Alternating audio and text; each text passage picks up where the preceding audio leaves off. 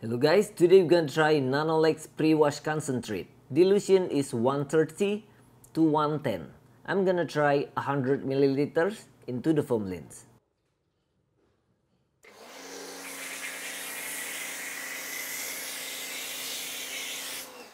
It's not very thick and it smells like alkaline.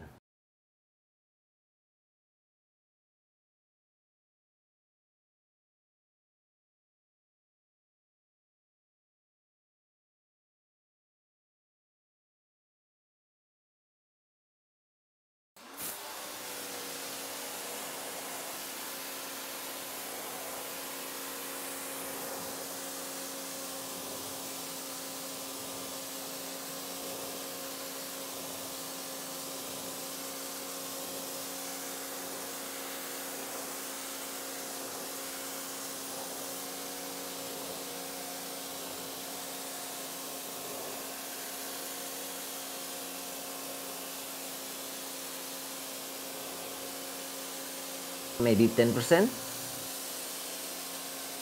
You can check the links in the description. Hope that helped. Thanks for watching and please subscribe.